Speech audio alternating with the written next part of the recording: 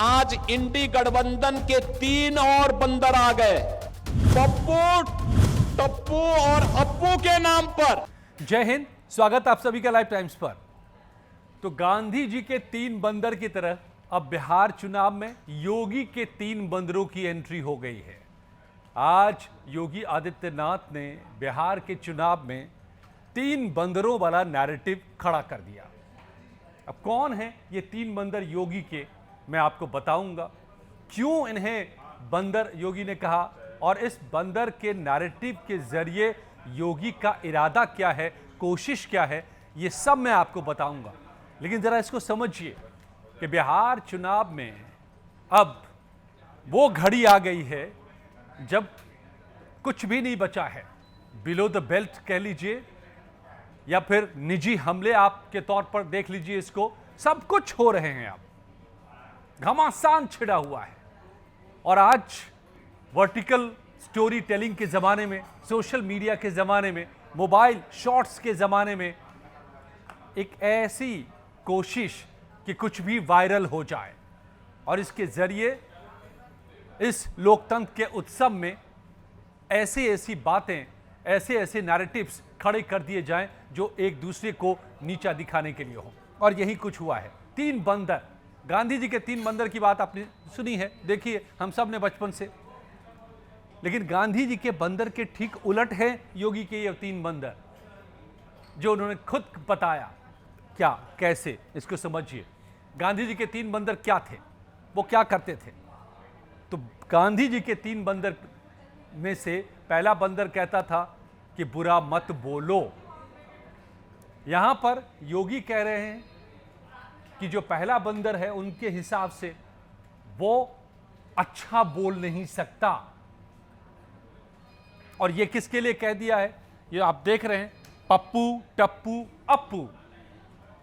अब पप्पू पॉलिटिक्स में किसके लिए इस्तेमाल होता रहा है, कौन इस्तेमाल करते रहे हैं, किन अर्थों में इस्तेमाल करते रहे, ये आपको पता है। यानी राहुल गांधी पर यह निशाना योगी आदित्यनाथ का था पप्पू के तौर पर, और उनके लिए कह दिया गांधी जी के बंदर के उलट। गांधी जी के बंदर, गांधी जी कहते थे उनके अपने बंदर के जरिए कि बुरा मत बोलो। यहां पर योगी कह रहे हैं राहुल गांधी के लिए कि पप्पू अच्छा नहीं बोल सकते। गांधी जी कह रहे थे बुरा मत बोलो, ये कह रहे हैं कि अच्छा नहीं बोल सकते। अब दूसरे की बात करिए।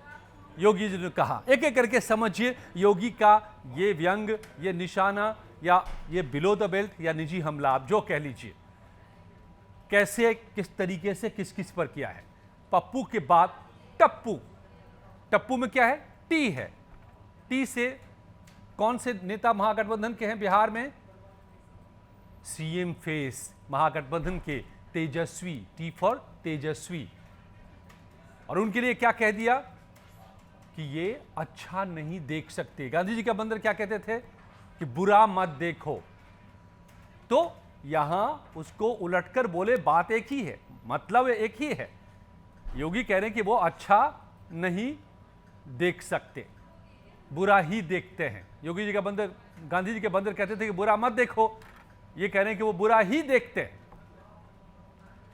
तेजस्वी यादव, और क्या बुरा ही देखते हैं?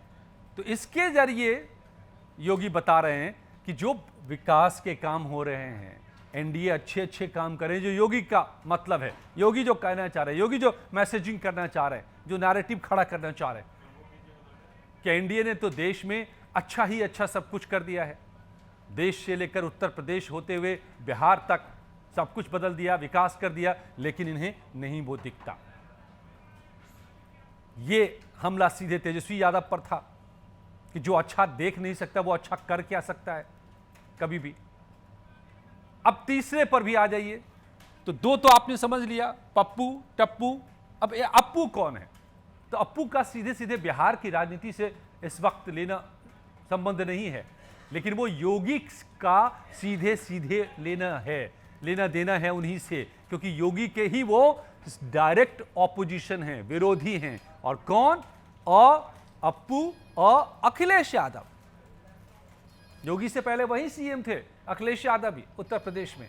इस वक्त योगी के धुर विरोधी अखिलेश यादव ही हैं उत्तर प्रदेश की राजनीति में। दोनों के बीच सीधी लड़ाई है, दोनों की नजर एक ही कुर्सी पर रहती है, सीएम की कुर्सी पर।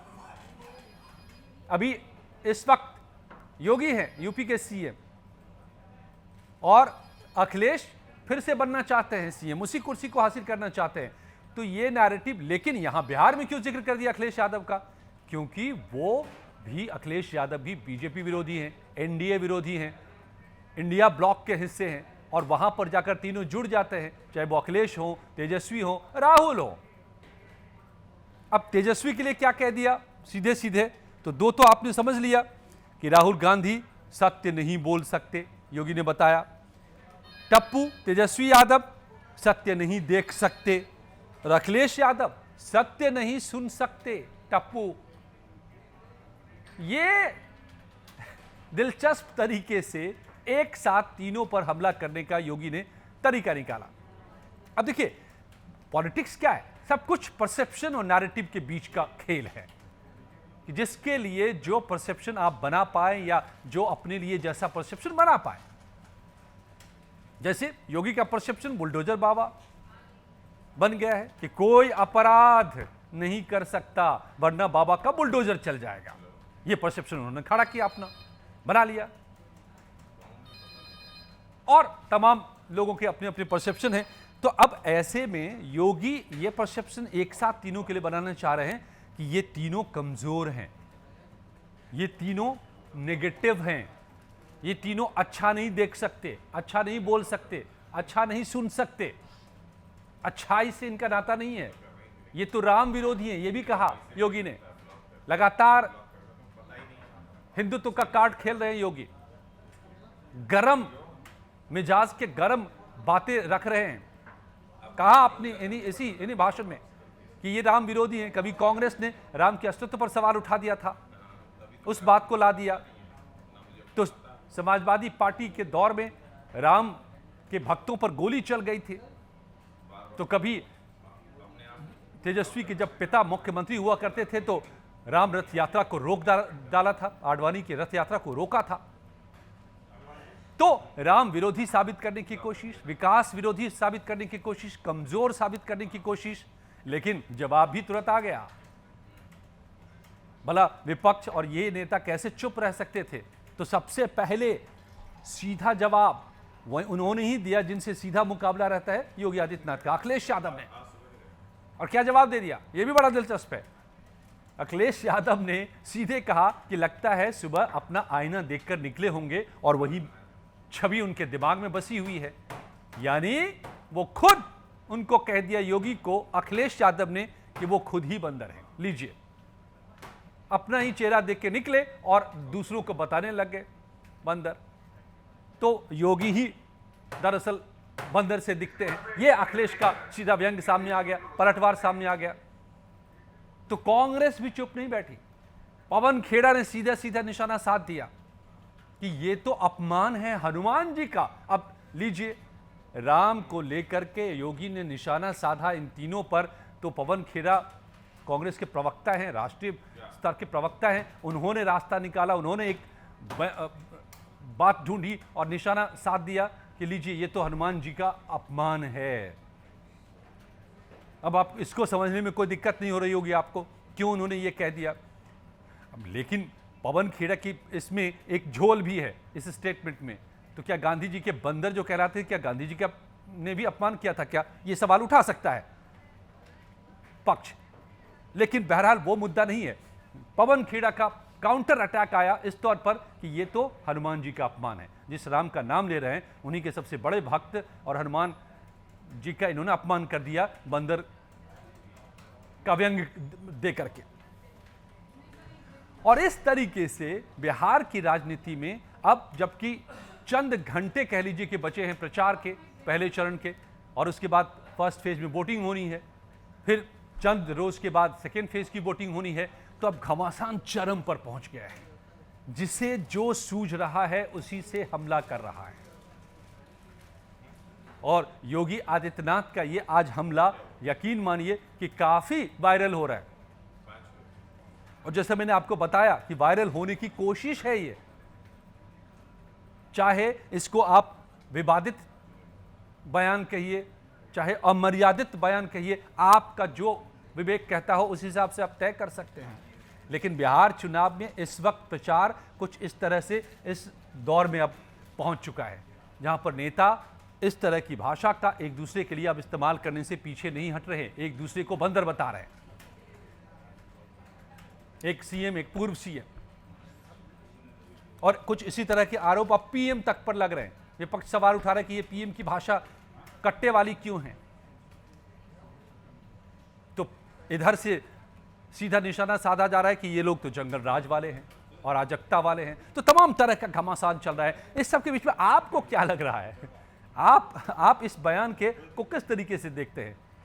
अच्छा, नहीं अच्छा, मर्यादित, अमर्यादित, विवादित?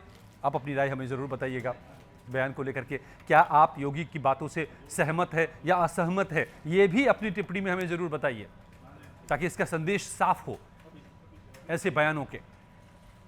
और क्या आपको लगता है कि इन बयानों के जरिए वाकई किसी के कद को छोटा करने की कोशिश जो होती है, वाकई होता है क्या? जनता इस तरह से ले लेती है, क्या इसका असर हो जाता है पब्लिक पर? और ऐसे नैरेटिव जो नेता बनाने की कोशिश करते हैं एक दूसरे के लिए, वो वाकई होता है क्या? ये भी हमें ज़रूर बताइएगा। और अगर पसंद आई हो ये वीडियो तो लाइक और शेयर जरूर कीजिएगा। बहुत बहुत धन्यवाद।